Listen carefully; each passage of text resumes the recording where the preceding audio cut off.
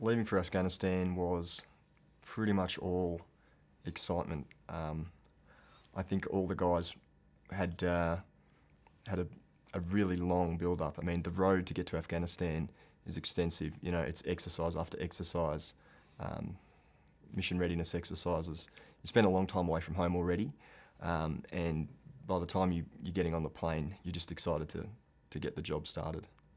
When we arrived in Afghanistan, we flew in a C-130 Hercules, and the ramp goes down and you walk off the back of the plane and you just have this amazing backdrop of mountains, 360 degrees of mountains surrounding you, and you've got this huge military installation. It's like a small city of semi-permanent buildings. It's unbelievable, and then you've got all the aircraft and Apaches flying over, so it wasn't something that I was expecting. I think previous rotations had spent a lot of their time focusing on reconstruction and community-based roles, whereas our deployment was different because there was really a strong emphasis on ramping up the capabilities of the Afghan National Army, so that was almost our entire focus. So we work closely with A&A groups, small groups, platoon-based size units, and we'd move from platoon to platoon during the first section of our trip, and towards the end we were cemented with one group that we spent quite a bit of time with and got to know them quite well, and it was just all about basic soldiering skills really, giving them an understanding of patrol methods and tasks that are required of them, and they took to it quite well. I mean, there were some characters, there were some funny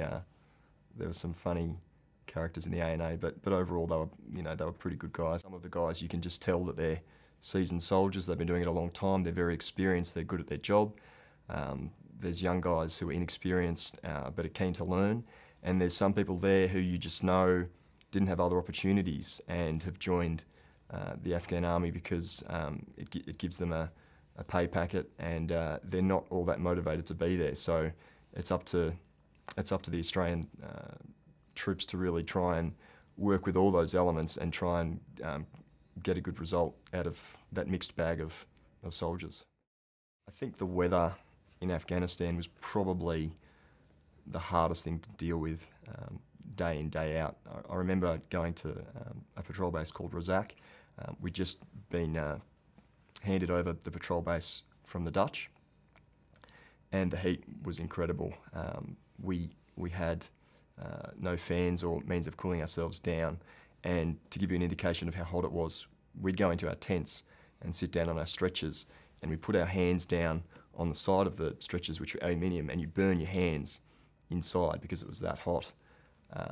So it was relentless. You'd go to sleep. I'd sleep outside just to get some airflow, and you'd wake up at 3 o'clock in the morning in a dust storm, and it was just pretty horrific, the heat over there.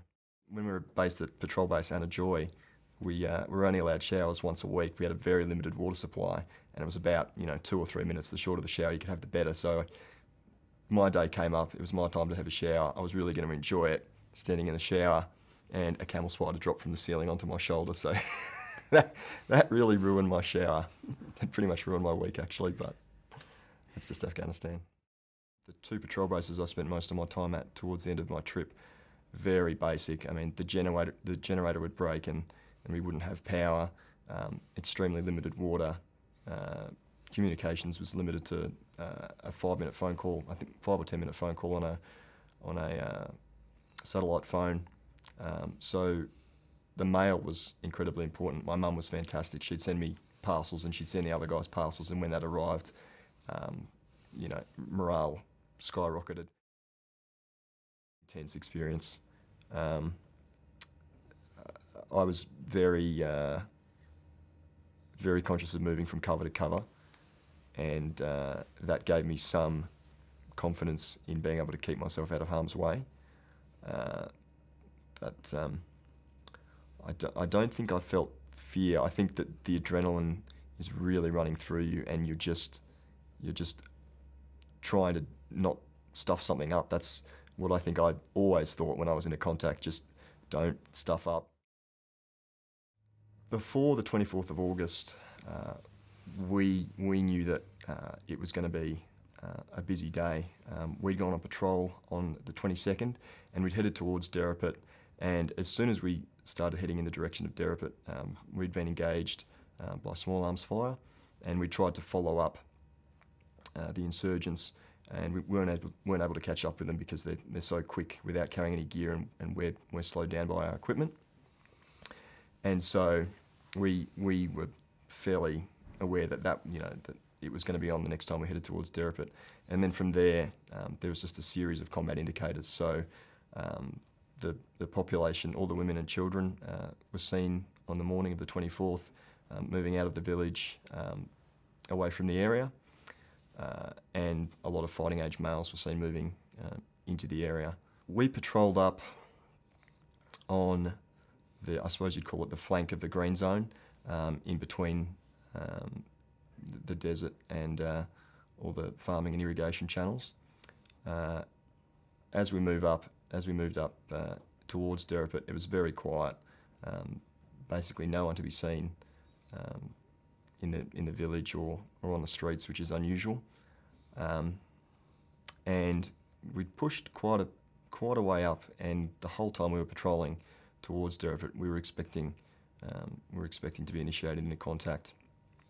Nothing happened, and then some Afghan soldiers moved up to some high ground that was extremely exposed, and I can't remember who it was in my section, but basically everybody was saying the same thing and thinking the same thing, and somebody said, those guys on that hill are going to get shot. I mean, the position they moved into was not a smart move, and no sooner had someone said that, but they were engaged by small arms fire. From there, our section and section plus elements moved around the fringe of the village and split into two elements. Dan Kieran and a number of other guys moved up onto the high ground in support of the ANA who'd moved up there already, and our platoon commander and I and the rest of our element moved forward and down into an aqueduct. From there, we marked our forward position and sent through all our contact reports and everything along those lines, and then a couple of the guys, Sean Lanigan and Langer, moved forward towards the enemy positions.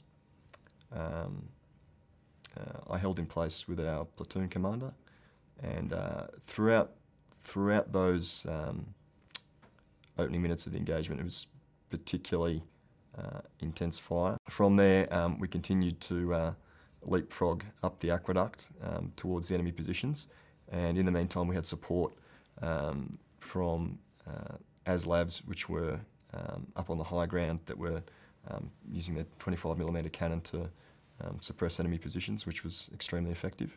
As we moved forward over what was a considerable period of time, we were told to hold in place because a casualty had been sustained. As we continued to move forward, the US helicopter came in to pull out crash, and it came through on the radio that the Black Hawk was taking fire, and we were to put down covering fire. So we put down as much covering fire as we could, and they were able to extract crash under fire. From there, that really delayed our advance, and the decision was made that we should hold in place and then finally pull back. So from there, we leapfrogged back and slowly returned to our initial entry point, and by which time some American reinforcements had arrived. And it wasn't until quite a bit later that we found out that Crash was killed in that engagement. A lot of the other guys around me had eyes on the enemy, but I must have been just looking in the wrong place at the wrong time, or all-round protection. So you can't have tunnel vision, and you've got to keep an eye on everything. So never got an eye on them, but their presence was certainly felt.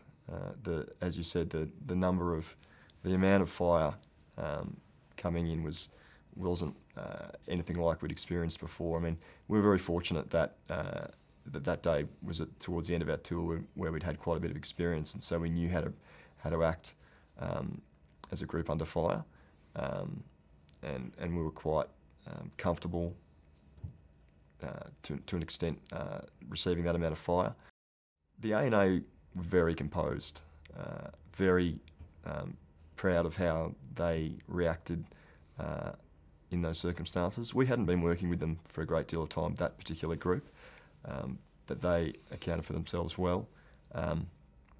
There's always a few interesting things that happen when you work with the ANA, and one of them was one of their soldiers had a rocket-propelled grenade on his shoulder, and he identified a target just standing a couple of metres from me and around another couple of Australians, and without warning he fired, and the backblast from the RPG smashed us all. I mean, there's a blast of energy that comes back when you fire a rocket-propelled grenade, and everyone was a bit shocked that he'd done it, but he just turned to us and said, "RPG good," and you just couldn't help but laugh. The locals in Afghanistan had a very varied response to our presence. A lot of the time it was very positive. Kids just surrounding you for the whole patrol oftentimes, and that was a great indicator of when things were about to deteriorate. If the kids disappeared, you'd have an indication that things were, about to go wrong. It's difficult because you know that elements within the population are insurgents, and so it's quite complicated to look at a group of people walking down the road and empathise with them, but also question whether they're your enemy. But for example, when you'd sit down and have lunch with some of them, or have some chai, and you'd smile and laugh about little things, and the kids would try on your sunglasses and things like that, you'd really just feel sorry for them, because they've just got hard lives, and I think they're going to have hard lives for a long time. The insurgents aren't using weapons that discriminate, and constant occasions of IEDs killing civilians, and we'd see a IED detonate, killing civilians. Civilians would rush in to help their families, and another IED would detonate, and more casualties. So, yeah, they really have a rough life over there. Coming home was quite a strange experience. I think I had some minor emotional issues to deal with. It was quite a contrast. I think I flared up a bit and got a bit angry, and was a bit jumpy, and sleep wasn't terrific, and I felt a little bit out of place as well. But fortunately that passed after a couple of months. It is the contrast is huge, and you have some trouble letting go of behaviours that are ingrained. So, I remember being in the CBD in Melbourne, and a busker was using a whip, and he was cracking the whip a few hundred metres away from me, and it was really irritating me, because it sounded like the crack of a rifle, and every time he cracked the whip, it was just really upsetting me. So there's things that you wouldn't expect would play on you when you get home. And PTSD, unfortunately, I think is quite a major issue for guys that I served with, and returning servicemen. I'm glad that it's becoming something that's on the public's radar, and there's a greater deal of consciousness, and the Army is now addressing it, because I do know guys who have really struggled, and while I came back and had some some behaviour that was not great for a couple of months. You know, other guys have struggled to return to the way they were beforehand, you know, since the time we deployed in 2010. I do think there's a limited understanding of just how violent Afghanistan can be. But I'm very understanding of that. I mean, it's hard to grasp. It's a world away. There's limited information on the news every night, and I understand that, you know, it's not the first thing in people's minds unless they've got a family member serving. Then they're, you know, acutely aware of what's going on. So, at the game at the MCG on Anzac Day, I was standing in line, and one of the women who was queuing in front of me turned around and saw that I was in my suit with my service medals, and she started, you know, saying, "Oh, they look fantastic, and you look very smart." And we had a conversation for a couple of minutes, and then she said, "So, you know, who served in your family? Who was the recipient of these medals? Was it your grandfather?" And I said, "No, it was me." You know, so it's funny to think that the public, particularly in towns that might not be army towns like Townsville, aren't necessarily used to seeing guys in their 20s and early 30s who are veterans. But that's going to be a bigger part of Anzac Day in the future.